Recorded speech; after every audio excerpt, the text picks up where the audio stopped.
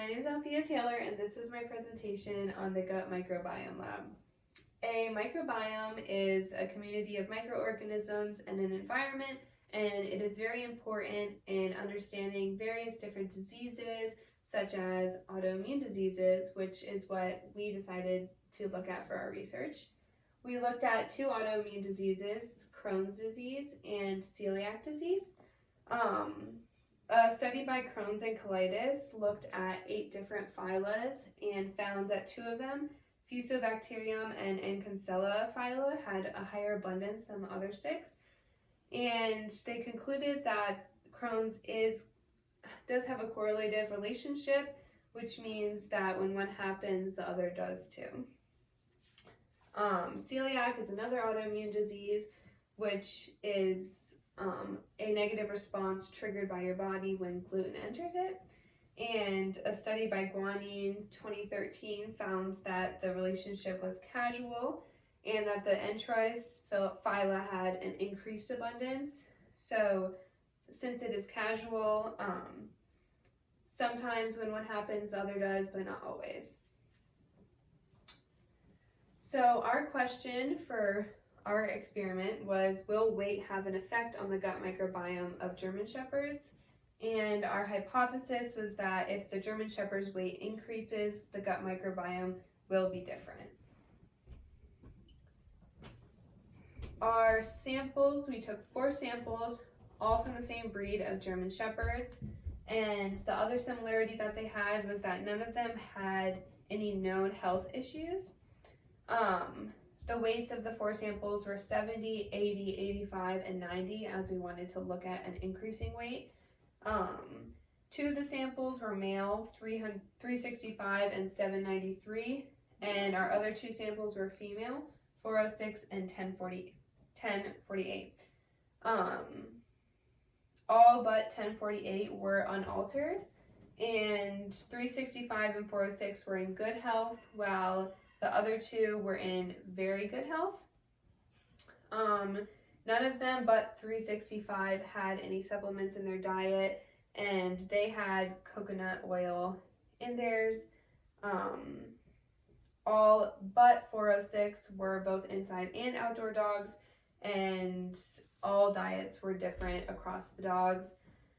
365 and 1048 both had regular exercise and cat cohabitation, while 406 and 793 had occasional exercise and no animal cohabitation. So, looking at our protocol, we had 3 main steps, and our first step was isolation and purification of the DNA from the fecal matter. And in doing this, we use the Kygen kit, which is specifically made to isolate DNA from fecal matter. And we did follow the instructions and the protocol of the manufacturer, which was in our lab notebooks. And in order to purify the DNA, we used the spin columns that were included in the Kygen kit and continue to discard the matter at the bottom in order to get our purified DNA. Our second main step was the quantification and normalization of the DNA. In doing this, we used the UV spectrophotometer nanodrop. For the nanodrop, we used the proportion A260 over A280. For these values, 1.8 to 1.9 meant good. Below 1.5 meant protein contamination, and above 2 meant possible RNA contamination. And then in order to do our dilutions, we used the portion of the DNA that we wanted, and we diluted it in deionized water. Our third and last part of our method was quantifying polymerase chain reaction, which is qPCR. We did this in order to quantify the specific part of the genome by using group-specific primers. We did 3 rounds of qPCR. In the first round, we used the bacteria and fungi as our primers, and then in our next 2 rounds, we chose the the phyla Bacteroidetes and Actinobacteria. We chose Actinobacteria because in our research we found that it was one of the most dominant phyla, and it was found in a variation of different animals. And we chose Bacteroidetes because they are found in every organism, and since they both are very abundant, we expected to get good CQ values when doing our qPCR. In doing our qPCR, we used the Cyber Green, which was the master mix and contained fluorescent dye in order to give us our results. For our positive control in our first qPCR, we used a known DNA, and so we expected a low CQ value. And our negative control, we added no DNA. And then for the rest of our samples, we added our sample DNA. For our CQ values, less than 15 meant that the target was very abundant. 15 to 20 meant that it was abundant. 20 to 25 meant that it was rare. And above 25 meant that it was absent. The higher the CQ value means the less starting DNA, and therefore they have an inverse relationship. So looking at our results here, all but 2 of our values were invalid and above 25.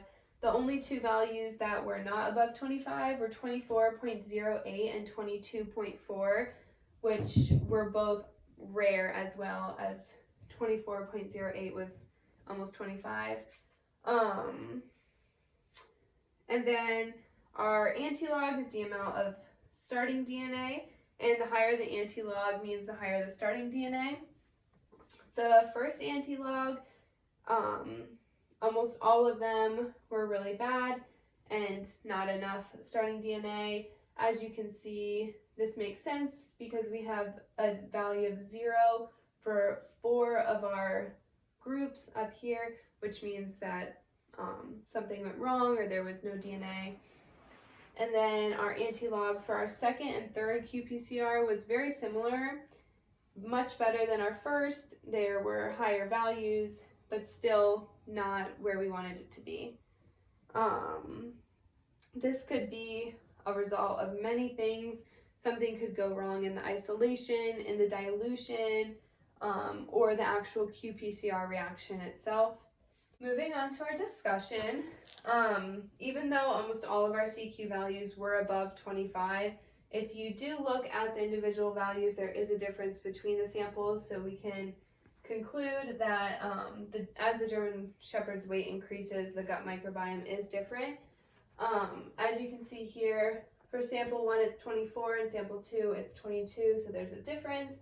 And then for our fungi, our CQ values range from 30 to 36. In our second qPCR, our values for phyla 1 is 24 to 33, and for phyla 2, it ranges from 32 to 34. And then for our third qPCR, our values range from 28 to 32 for phyla 1 and 25 to 31 for phyla 2.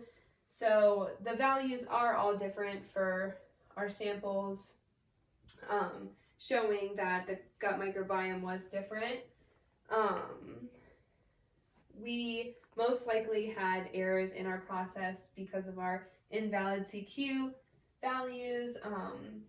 This could have been due to something in our qPCR, especially micropipetting, as we were using very small amounts of everything. So if our micropipetting was not perfect, that could have been an explanation for our off CQ values, or something wrong with the actual process itself. Like I said before, our negative controls were good throughout our qPCR because they were above 25, which is what we were expecting, but our positive control for our qPCR1 was not valid. As for bacteria, it was 0, which shows an error, and for fungi, it was 30.49, which shows that it was absent even though we put a known DNA in. For our concentrations, they were all good, as they were all high enough above 1 nanogram per microliter. So we had a very high concentration for each, which was good. And our AG 260 over 280 ratios, 2 of them were good and within the 1.8 to 1.9 values, as we had 1.8 and 1.88. And then our other 2 were 1.4 and 1.7, which were below the range and could mean possible protein contamination in our DNA.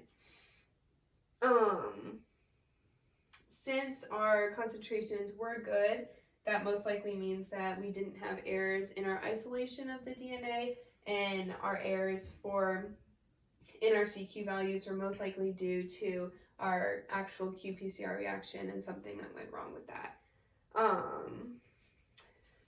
Going forward, we would most likely change the type of phyla we used if we were to do this again, as our CQ values were not very good. And since we don't know if this was due to an error, it could be due to the phylas that we used, and there might be one that's more abundant in German Shepherds or dogs that would be better and give us better results. And we would also need to make sure that we had more starting DNA to begin with in order to give us better values, and be very careful about our micropipetting techniques.